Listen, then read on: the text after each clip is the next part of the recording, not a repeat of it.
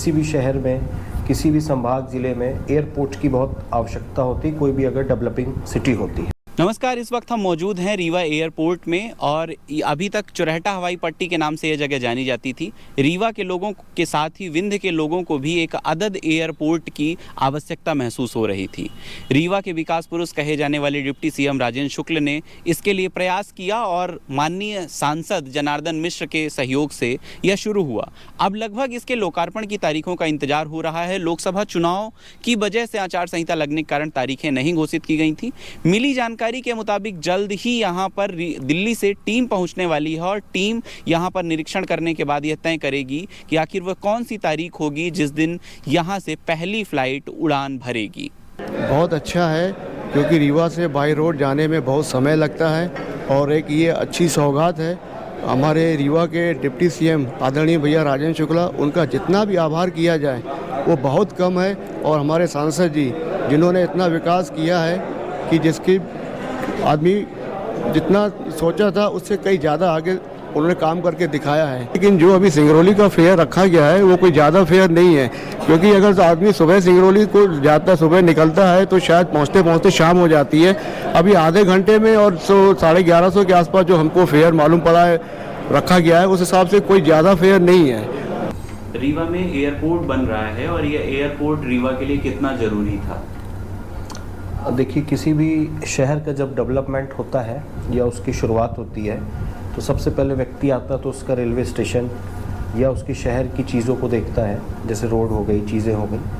उसी प्रकार से किसी भी शहर में, किसी भी संभाग ज़िले में एयरपोर्ट की बहुत आवश्यकता होती, कोई भी अगर डेवलपिंग सिटी होती है।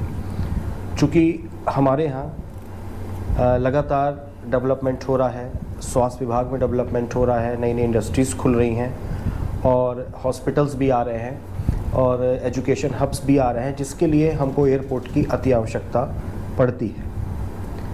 चूँकि अगर देखा जाए कि अगर हमें कभी भी किसी अच्छे व्यापारिक दृष्टिकोण की आवश्यकता है तो आवागमन के लिए जो एक एयरपोर्ट और एक हवाई जहाज़ की यात्रा होती है बहुत आवश्यक हो जाती है।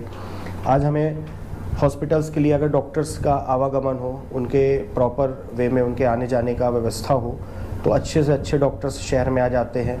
आईटी पार्क्स खुल रहे हैं हमारे यहाँ, वहाँ पे जो प्रोफेसर्स आएंगे, जो स्टूडेंट्स आएंगे हमारे यहाँ, उनके लिए बहुत आवश्यक हो जाता है।